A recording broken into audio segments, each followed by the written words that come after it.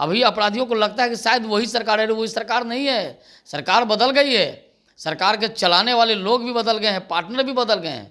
इसलिए अपराधी अब अपराध करके भाग नहीं पाएंगे। तेजस्वी यादव बड़ी बड़ी बातें कर रहे हैं।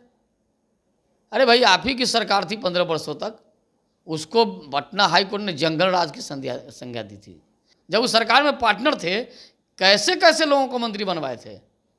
वैसे लोगों को जो मंत्री बनवाता है वो अपराध पर प्रवचन करता है, ये शोभा नहीं देता है।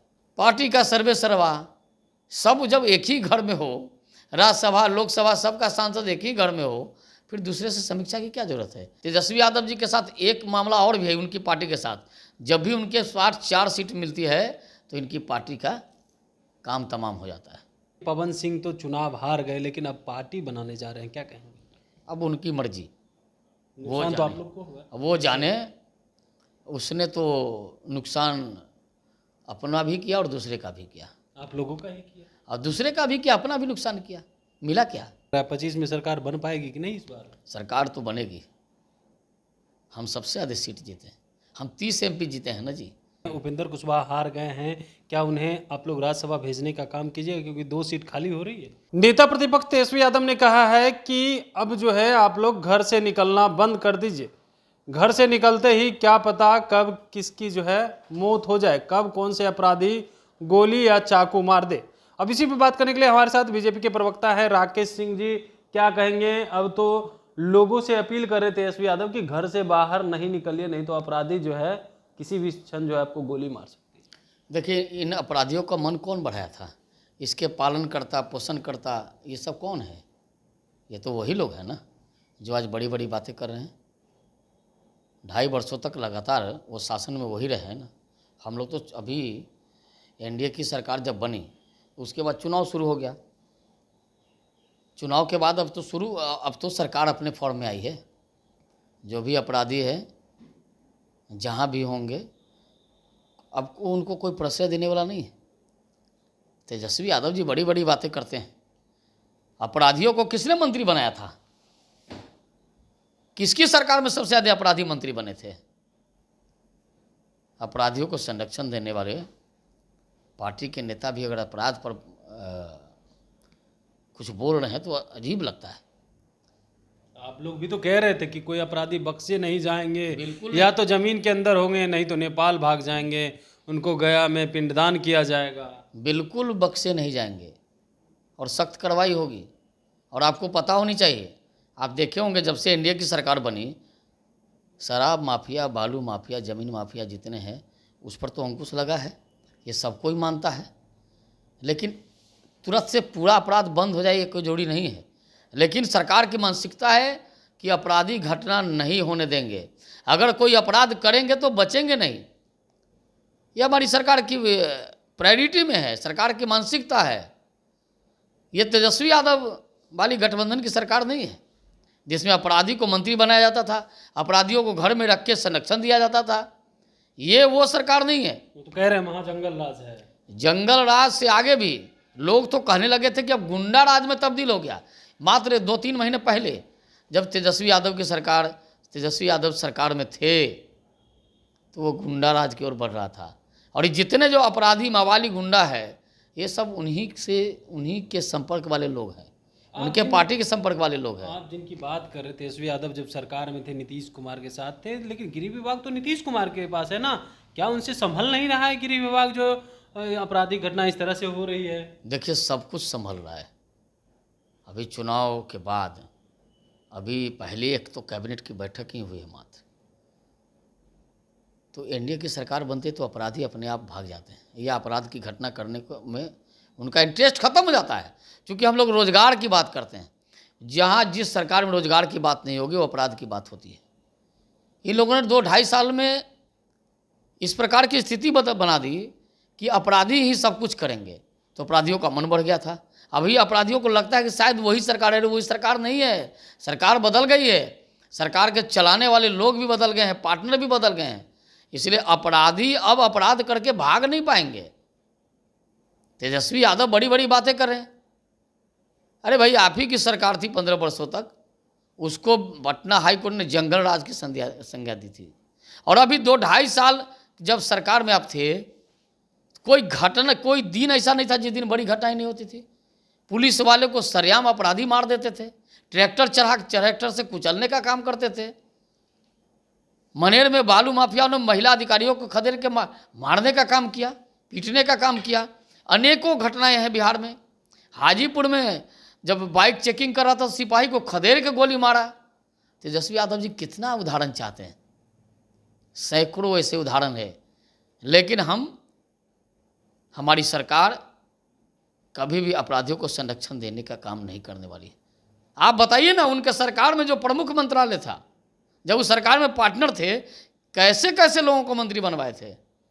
वैसे लोगों को जो मंत्री बनवाता है वो अपराध पर प्रवचन करता है, ये शोभा नहीं देता है। अपराध पर शोभा नहीं दे रहा है, लेकिन तेजस्वी यादव तो अब समीक्षा बैठक करने जा रहे हैं। आप उनकी 4 सीट बढ़ गई है, उसके बावजूद कह रहे हैं 25 से 30 सीट आनी चाहिए थी। आखिर कहाँ चूक रह गई है?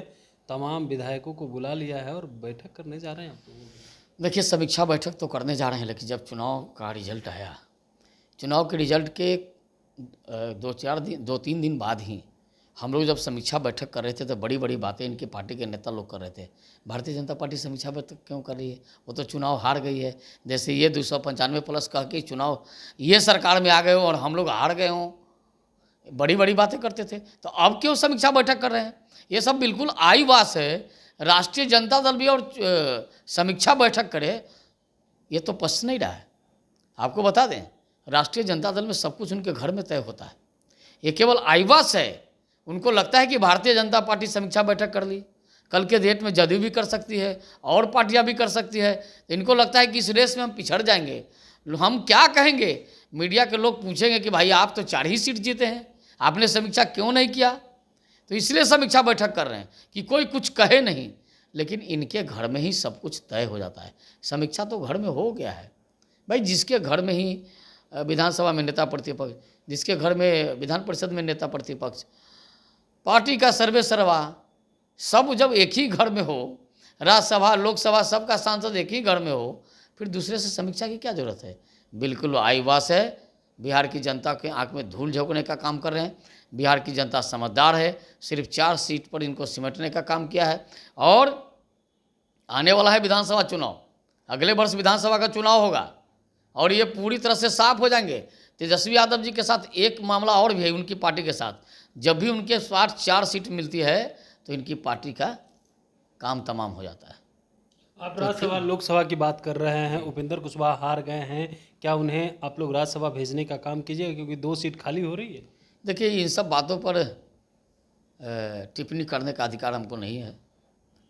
तो केंद्रीय नेतृत्व और प्रांतीय नेतृत्व को, एनडीए गठबंधन का आप लोग बताते हैं, केंद्रीय नेतृत्व और प्रांतीय नेतृत्व को इन विषय पर फैसले लेने का अधिकार है। हम लोग पार्टी के प्रवक्ता जरूर हैं, लेकिन पार्टी का नेतृत्व वर्ग का जो